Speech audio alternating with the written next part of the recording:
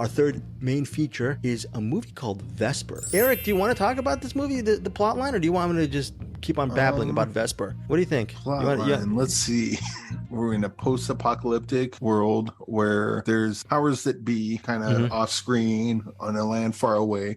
They're called the Citadel. The Citadel. Yes. They have trouble growing food because the powers that be at the Citadel had created seeds and they cannot grow unless they're genetically unlocked. Is that? It's kind of, the science of it kind of, they need to be genetically, they're scarce. The seeds are scarce. Not necessarily scarce, they just don't work. Because I think that was the main thing, is that like you plant the seed and it does nothing until you do whatever it does to unlock the seed, and then it can grow. And then you just follow this girl Vesper. So she lives with her dad, but her dad, he's like in a real bad place, but his brain, he basically controls this floating android thing. It's a drone. Yeah, drone. Yeah.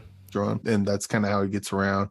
And basically, it's just kind of you're living in this post-apocalyptic world. Eventually, they find this girl who's supposedly from the Citadel. They're trying to get to the Citadel so Vesper can kind of, because she's a biologist and she wants to kind of figure out how to grow stuff so people can eat. The girl is played by Rosie McEwen. That is, the character's name is Camellia. And she's great in this. She's very, very good. She reminds me of a young Nicole Kidman. Rosie McEwen again plays Camellia. Camellia, she shows up in the middle of the narrative, and she ends up being sort of, who knows, maybe she might be a mother figure to this 13-year-old girl, the aforementioned Vesper. Vesper lives alone with her father. He is paralyzed. He is ailing. The only way he can actually survive or actually move around is to not really move around. He moves around via the drone, and through the drone he can speak to Vesper whenever Vesper goes via her foraging experiment. She goes foraging in the forest just to find seeds, or she's basically surviving by herself. She and her father, she helps support her father and keep them alive above board. Eddie Marsan plays her uncle. Her uncle has a property nearby, and he is pretty much lord of this entire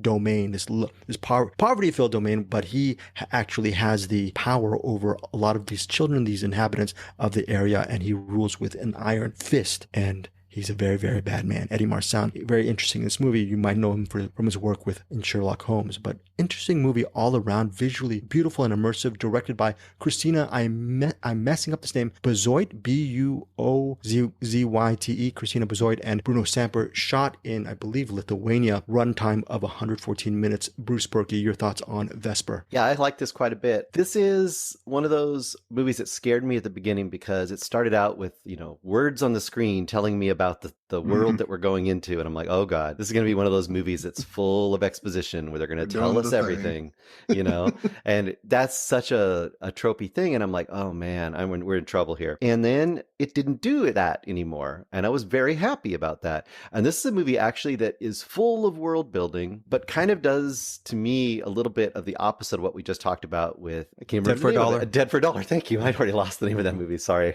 Walter Hill. So I was thinking as I was watching it, we've talked a few times recently about movies where you feel like you're in a bigger universe, but you're in a small corner of it. And this is one of those movies as well, where we have tons of world building. It's not all explained to us, but it's done in a way that it's always imaginative and always interesting and makes me want to know more. And I think that is the kind of, especially in a sci-fi, an original sci-fi property that I've never seen before. I don't know if it's based on a graphic novel or something, but it seems like it's part of a bigger world. You can imagine this being a part of a saga where there's just tons of lore about these, synthetic biological creations. And there's these flowers and things, plant animals. There's just all this cool stuff in there. There's things called jugs. I won't say what jugs are. They're not the jugs that you're probably thinking of, but there are things called jugs in this movie. That was totally weird and cool when that came up. I love the little drone. And as you go on, you find more about the drone and how the drone operates. In some ways, this almost feels like it has kind of almost Cronenberg elements to it, where it's but it's almost like more of a plant version, like all the, the body horror, but instead it's almost like plant bio horror elements, but it's also just kind of the world. And I'll give credit to William Lindis on this one, because he saw this at Fantastic Fest this week as well. He talked about how it's very rare in a post-apocalyptic kind of world, whatever this is, to have it be very green. This is very lush, but they're also kind of kept away from the actual results of those plants. They can't eat them, they can't make them grow. There's a lot of interesting stuff in this movie. I really like the world building, especially. It always kept me interested and intrigued, and it always made me want to know more about this world. So I would say high praise for this movie. High praise for you, Bruce Purkey. Same sentiment for you, Eric Holmes, regarding Vesper.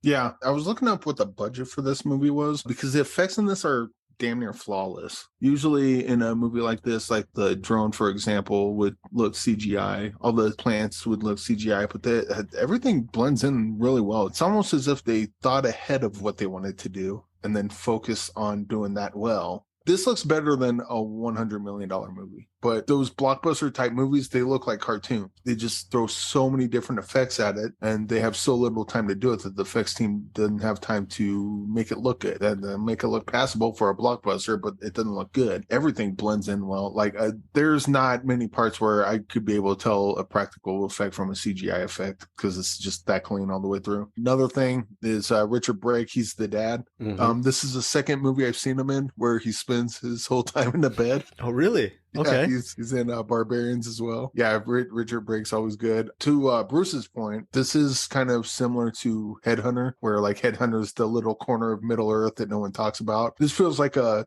little corner of Hyrule.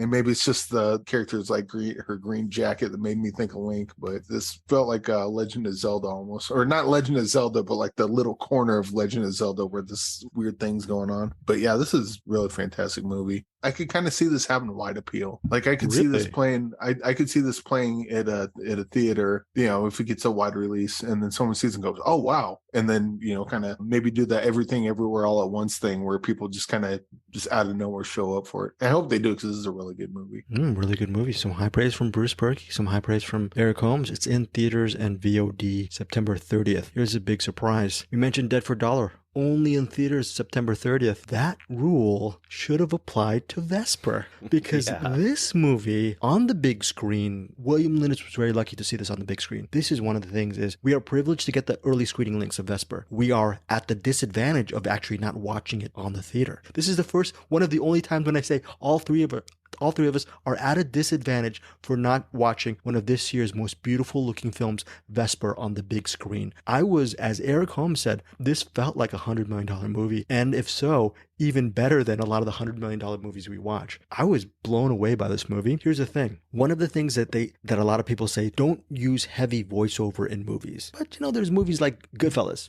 Love it, right? Another rule is don't overload your movie with a lot of music and score. Vesper is just filled with music all over the place, and I did not mind it. Bruce mentioned world building. All of that incessant score and music washed over me and worked for me. This is an immersive experience, and I wish I saw this in the big screen. We also kind of buried the lead. Raffiella Chapman as Vesper gives one of this year's best performances. She is fantastic. A 13-year-old, basically the lead in this movie. The aforementioned Richard Brake and the coach Rosie McEwen, they're very good. But she's the one who carries the movie. Eddie Marsan's very good too. And for a 13-year-old, she goes through a lot of stuff in this film. There's a lot of stuff that happens to her character that she was able to manage, and I think she is a star in the making. Christina, I apologize for the last name, Buzoit, and Bruno Samper. One of the reasons why, I think in an interview they were mentioning that Vesper was made because they spent maybe years in Hollywood trying to get their own movie made, sort of a big budget movie in Hollywood, and it just never